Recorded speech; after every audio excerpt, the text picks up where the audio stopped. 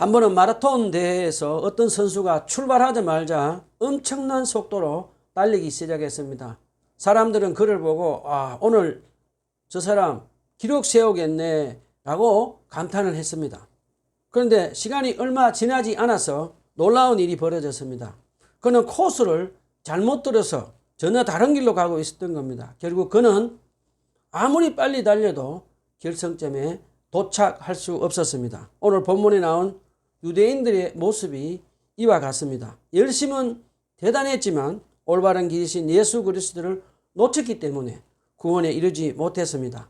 마라톤 선수가 잘못된 길로 달렸던 것처럼 유대인들의 열심도 방향이 잘못된 것입니다. 우리 오늘은 로마서 10장 본문 전체를 알아보도록 합시다. 먼저 본문 1절로 4절 다 같이 읽어봅시다. 시작. 형제 자매 여러분, 내 마음의 간절한 소원과 내 동족을 위하여 하나님께 드리는 내 기도의 내용은 그들이 구원을 얻는 일입니다. 나는 정언합니다. 그들은 하나님을 섬기는 데 열심히 있습니다. 그러나 그 열성은 올바른 지식에서 생긴 것이 아닙니다. 그들은 하나님의 의를 알지 못하고 자기 자신들의 의를 세우려고 힘을 쓰므로써 하나님의 의는 복종하지 않게 되었습니다. 그러므로 그리스도는 율법의 마침이 되셔서 모든 믿는 사람에게 의가 되어 주셨습니다. 여러분 1절을 한번 보십시오. 1절을 보면 사도 바울은 자기 동족인 유대인들을 위해서 눈물로 지금 간절히 기도하고 있는 것을 볼 수 있습니다. 그 기도의 제목은 단 하나였습니다. 하나님, 제 동족들이 예수 그리스도를 믿고 구원받게 해 주십시오 라고 기도합니다. 사도 바울은 유대인들의 영적 상태를 누구보다 잘 알고 있었습니다. 그 자신도 과거에 예수님을 믿지 않고 잘못된 열심으로 살았기 때문입니다. 그래서 동족들이 멸망의 길로 가는 것을 보며 마치 창자가 찢어진 듯한 아픈 사랑의 마음으로 눈물로 기도했던 것입니다. 제가 오래전에 영국 하펜던 YM 베이스에서 선교사 사역을 할 때 있었던 이야기입니다. 아네시라는 제 영국인 영어 선생님과 함께 중보기도 모임을 가졌습니다. 아넷은 평소에 참 얌전하고 조용했던 사람입니다. 그런데 아넷은 중보기도 시간에 갑자기 큰 소리로 울면서 이렇게 기도했습니다. 주님, 영국 사람들을 불쌍히 여겨주십시오. 이 땅에 다시 한번 복음을 부어 주십시오라고 기도를 하는 것을 보았습니다. 저는 아넷 자매의 기도를 보며 저는 바울이 동족을 위해 기도했던 마음을 느꼈습니다. 우리도 한번 스스로 질문해 봅시다. 우리는 불신자 가족이나 친구, 이웃을 위해서 눈물로 기도해 본 적이 있으십니까? 스스로 질문을 한번 해 보십시오. 자, 2절과 3절에서 사도 바울은 유대인들에게 하나님을 향한 열심은 있었지만 그 열심이 올바른 지식에서 나온 것이 아니었다고 말합니다. 그들은 율법을 철저히 지키면 의롭게 되어 구원받을 수 있다고 생각을 했습니다. 그들은 행위로 구원받을 수 있다고 생각한 것입니다. 그런데 결국 그들의 마음은 교만으로 가득 차서 자기 의를 내세우게 되었습니다. 이러한 마음은 하나님의 의, 곧 예수 그리스도를 믿는 믿음으로 구원받는 것을 막아버렸습니다. 우리 인간은 때때로 이상한 습관이 있습니다. 바로 구원마저도 내 열심과 노력으로 얻으려 한다는 것입니다. 왜 그럴까요? 사람들은 힘든 노력을 통해 얻는 것에 가치를 부여합니다. 예수님이 은혜의 선물로 주시는 믿음의 선물을 거절하는 것입니다. 안타깝게도 아직도 많은 유대인들이 예수님을 주님으로 믿지 않고 율법으로 구원받으려 하고 고집하고 있습니다. 자, 본문 4절에서 사도 바울은 분명히 선포합니다. 그리스도는 율법의 끝마침이 되셨다. 그리고 모든 믿는 자에게 의가 되셨다라고 합니다. 율법의 요구를 완전히 이루신 분은 예수님 한 분밖에 없습니다. 예수님은 율법을 다 성취하시고 믿는 자들에게 율법을 완성한 정서를 주셨습니다. 우리가 하나님 앞에서 율법을 다 지킨 의로운 자로 살아갈 수 있도록 하셨다는 말씀입니다. 오늘 이 말씀을 우리에게 이렇게 도전합니다. 우리의 열심은 복음 위에 바른 지식에 서 있는가? 혹시 나도 모르게 내 의를 내세우려고 하고 있지 않습니까? 한번 생각해 보시기를 바랍니다. 자, 그 다음에 로마서 10장 5절로 15절에서 사도 바울은 구원의 진리와 복음 전파의 사명을 강조합니다. 본문 5절로 15절 다 같이 읽어봅시다. 시작. 모세는 율법에 근거한 의를 두고 기록하기를 율법을 행한 사람은 그것으로 살 것이다 하였습니다. 그러나 믿음에 근거한 의를 두고는 이렇게 말합니다. 너는 마음속으로 누가 하늘에 올라갈 것이냐 하고 말하지 말아라. 그것은 그리스도를 끌어내리는 것입니다. 또 누가 지옥에 내려갈 것이냐 하고 말하지도 말아라. 그것은 그리스도를 죽은 사람들 가운데서 끌어올리는 것입니다. 그러면 그것은 무엇을 뜻합니까? 하나님의 말씀은 내게 가까이 있다. 내 입에 있고 내 마음에 있다 하는 말씀이 있습니다. 이것은 우리가 전파하는 믿음의 말씀입니다. 당신이 만일 예수님 주님이시라고 입으로 고백하고 하나님께서 그를 죽은 사람 가운데서 살리신 것을 마음으로 믿으면 구원을 얻을 것입니다. 사람은 마음으로 믿어서 의에 이르고 입으로 고백해서 구원에 이르게 됩니다. 성경은 그를 믿는 사람은 누구나 부끄러움을 당하지 않을 것이다 하고 말합니다. 유대 사람이나 그리스 사람이나 차별이 없습니다. 그는 모든 사람에게 똑같이 주님이 되어주시고 그를 부르는 모든 사람에게 풍성한 은혜를 내려주십니다. 주님의 이름을 부르는 사람은 누구든지 구원을 얻을 것입니다. 그런데 사람들은 자기들이 믿은 적이 없는 분을 어떻게 부를 수 있겠습니까? 또 들은 적이 없는 분을 어떻게 믿을 수 있겠습니까? 선포하는 사람이 없으면 어떻게 들을 수 있겠습니까? 보내심을 받지 않았는데 어떻게 선포할 수 있겠습니까? 성경에 기록한 바 기쁜 소식을 전하는 이들의 발걸음이 얼마나 아름다우냐 한 것과 같습니다. 사도 바울은 본문 5절로 7절에서 모세의 율법과 믿음을 대조시킵니다. 모세가 준 율법을 다 지켜 구원받을 사람은 아무도 없다고 가르칩니다. 신학자 존 스토어트는 이 대목에서 율법은 하나님과 관계를 이어주는 다리가 아니라 우리로 하여금 자신의 무능을 깨닫게 하는 거울이라고 말했습니다. 참으로 일리가 있는 말입니다. 반대로 믿음으로 사는 사람은 하늘로 올라갈 필요도 지옥으로 내려갈 필요도 없습니다. 왜냐하면 그리스도께서 이미 하늘에서 내려오셨고 무덤에서 부활하셨기 때문입니다. 그러면서 8절에서 사도 바울은 우리가 할 일은 하나님의 말씀을 듣고 마음으로 믿고 입으로 고백하면 된다고 합니다. 이제 하나님의 말씀을 듣고 믿고 입으로 고백하면 구원받는 일이 매우 쉬워졌다고 사도 바울은 우리에게 가르쳐 줍니다. 그러면서 사도 바울은 9절에서 구원의 진리를 명확히 선포합니다. 먼저 예수는 주님이라고 입으로 사람들 앞에서 고백해야 한다고 가르쳐 줍니다. 그 다음에 하나님께서 그를 죽은 사람 가운데서 살리신 것을 마음으로 믿으면 구원을 얻는다고 가르쳐 줍니다. 존 스토어트 신학자는 예수를 주로 시인하고 마음으로 믿으면 구원받는 고백의 중요성을 우리에게 가르쳐 줍니다. 상징적으로 주, 로드라는 칭호는 구약에서 하나님의 이름 야훼를 표시할 때 쓰인 것으로 이를 예수님께 적용한 것은 예수가 하나님이심을 고백하는 것이라고 합니다. 이 고백은 단순한 믿음의 이상의 것으로 우리는 예수님을 주로 인정하고 우리 삶 전체를 그분께 복종하며 살아야 한다고 가르쳐 줍니다. 우리는 마음으로 예수님을 부활하신 하나님이시고 주님으로 믿고 그리고 가족과 친구들 앞에서 나는 예수님을 주님으로 믿습니다라고 고백하고 주님 뜻에 복종하며 살아야겠습니다. 아직 예수님을 나의 주님으로 믿지 않는 분이 계십니까? 하나님께서 우리를 구원하시기 위해 하신 일은 아주 간단하고 쉬운 일입니다.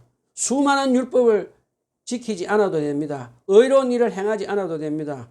오직 예수님이 십자가 위에서 내 죄를 대신해서 죽으시고 부활하신 것을 마음으로 믿고 입으로 시인하며 구원받고 하나님의 자녀가 됩니다. 이 시간 성령 하나님께서 역사하셔서 여러분이 구원받는 은혜가 임하기를 간절히 기도해 봅니다. 자, 10절에서 사도 바울은 사람은 마음으로 믿어서 의에 이르고 입으로 고백해서 구원에 이르게 된다고 한 번 더 강조합니다. 이제 11절을 함께 살펴보겠습니다. 사도 바울은 이사야서 28장 16절을 인용하며 유대인뿐만 아니라 복음을 받아들인 이방인들에게도 구원이 허락되었음을 선포합니다. 사도 바울은 12절로 13절에서 주님의 이름을 부르는 사람은 누구든지 구원을 얻을 것입니다 라고 말하며 복음은 이제 모든 사람을 위한 것임을 강조합니다. 그런데 사람들은 어떻게 주님의 이름을 부를 수 있을까요? 바로 누군가가 복음을 전해줄 때입니다. 사도 바울은 본문 14절로 15절에서 복음을 듣지 못하면 믿을 수 없고 전해주는 사람이 없으면 들을 수 없다고 가르쳐 줍니다. 여러분, 척박한 조선 땅에 저 멀리 떨어져 있던 미국의 선교사인 언더우드, 그리고 1960년대 6.25 전쟁이 끝나 폐허가 된 우리나라에 강원도 예수원을 설립한 고 대천덕 신부님 같은 사람들이 복음을 들고 이 땅에 찾아오지 않았으면, 복음을 우리에게 전하지 않았으면 우리가 어떻게 구원을 받았겠습니까? 한번 생각해 보십시오. 사도행전에 보면 복음을 전하는 일은 꼭 목사나 전도사나 그리고 선교사들만 복음을 전파하는 일이 아니고 모든 그리스도인들이 각자 주어진 환경에서 직업을 가지고 복음을 전파하는 사명을 가지고 살았던 것을 우리가 배울 수가 있습니다. 우리나라를 한번 생각해 보십시오. 우리나라 사람들 중에 지금 예수님을 믿지 않는 무종교인의 비율이 혹시 얼마나 되는지 아십니까? 2024년 5개 단체에서 조사에 따르면 51%가 우리나라 국민 중에 무종교라고 응답했습니다. 그 중에 젊은 세대는 69%가 무종교라고 하면서 젊은이들, 무종교인들이 수치가 가장 높았습니다. 자, 그리고 우리 한국교회는 지금 이런저런 이유로 복음의 전도문이 닫혀가고 있습니다. 요즘 복음을 전도하기가 너무나 힘이 듭니다. 이런 상황 속에서 우리는 어떻게 해야 할까요? 우리는 먼저 불신자들을 위해 먼저 중보 기도해야 합니다. 그 다음에 성령의 능력으로 가족과 친구, 직장 동료들에게 친한 친구가 돼서 복음을 나누며 살아야 합니다.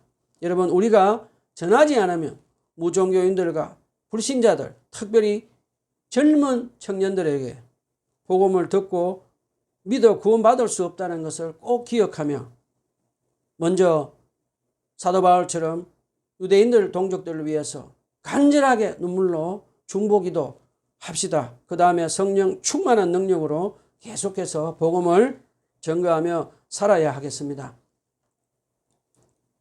제가 잠깐 질문을 하나 해보겠습니다. 여러분은 어떻게 복음을 듣게 되고 구원을 받았습니까?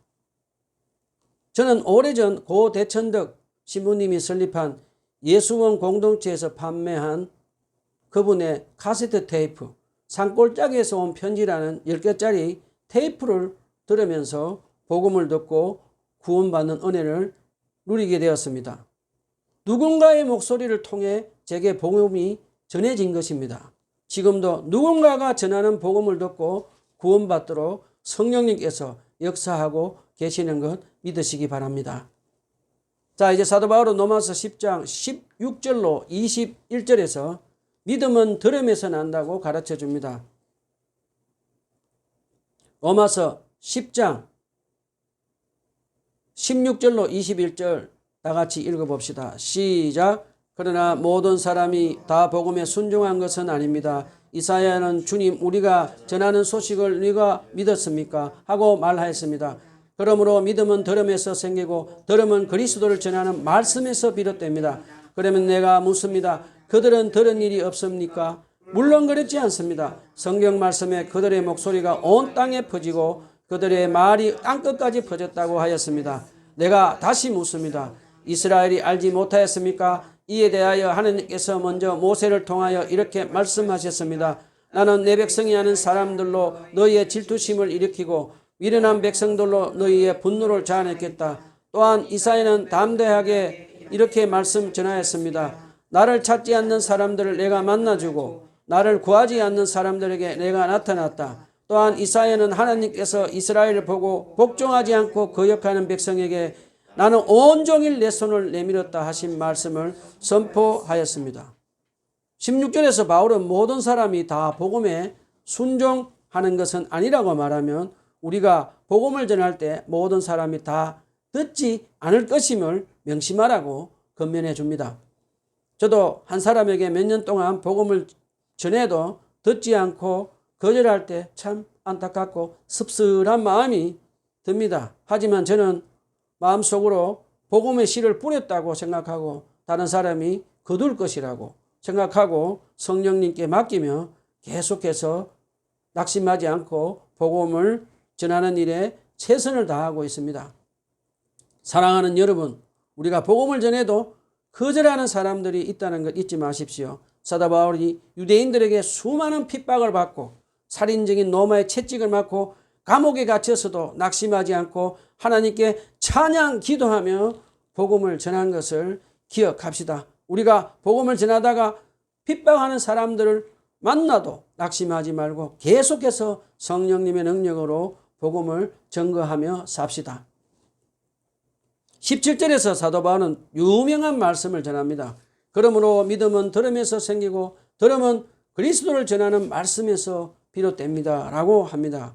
우리는 이 대목에서 믿음은 복음을 전해야 복음을 듣고 생겨나고 그리고 그리스도를 믿은 사람들도 계속해서 그리스도의 말씀을 들어야 한다는 것을 가르쳐 줍니다.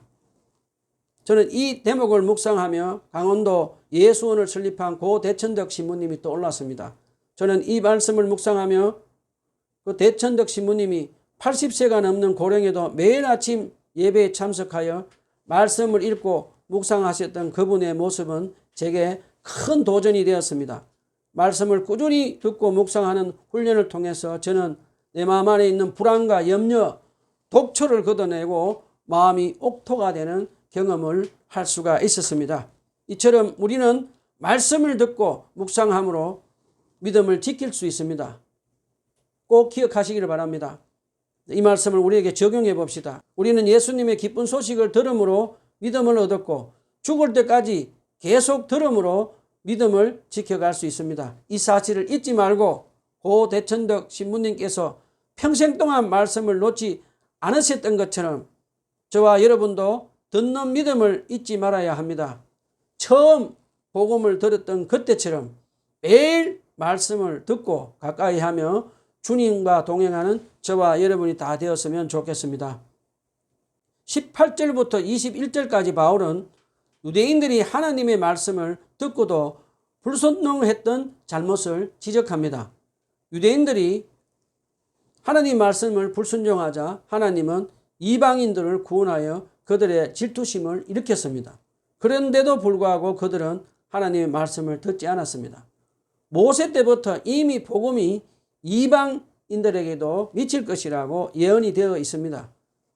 유대인들은 그것을 알고 있었음에도 불구하고 그들은 복음을 받아들이지 않은 큰 잘못을 사도 바울은 지적합니다. 사도 바울은 20절에서 이사야서 65장 1절을 인용해서 이스라엘 백성들이 하나님께 불순종한 증거를 강하게 지적하며 그들의 불순종으로 인해 하나님께서 이방인들을 구원하는 은혜를 베푸시는 주권적인 능력이 하나님께 있음을 설명해 줍니다. 자, 이제 사도 바울은 마지막 본문 21절에서 이사야서 65장 2절을 인용합니다. 복종하지 않고 거역하는 백성에게 나는 온종일 내 손을 내밀었다. 복종하지 않고 거역하는 백성에게 나는 온전을 내 손을 내밀었다. 여러분, 이 대목에서 어떤 생각이 드십니까? 성경에 보면 하나님은 이스라엘 백성들이 하나님께 1000년이 넘도록 불순종합니다. 그럼에도 불구하고 하나님은 그들을 사랑하여 마지막 하나님 히든 카드인 독생자 메시아를 그들에게 보내어 그들의 죄를 대속하게 하시려고 십자가에 죽기까지 하시고 부활하신 주님을 믿도록 인내하며 기다리는 하나님의 놀라운 사랑을 우리가 배울 수가 있습니다. 저는 하나님께서 유대인들의 거듭된 불순종 속에서도 마치 예수님의 탕자 비유에 나오는 탕자를 기다리는 아버지의 마음으로 그들을 애타게 사랑하고 인내하고 기다리고 계신 것이 느껴졌습니다. 오늘 우리에게 그리스도를 거부하는 마른 사람들에게도 동일하게 이 말씀이 적용이 됩니다. 하나님은 한 사람이라도 남김없이 구원받기를 원하십니다. 그러므로 우리는 믿는 자들은 하나님의 사랑과 인내로 성령의 능력으로 복음을 증거하는 일을 최선을 다하며 살아가야 하겠습니다.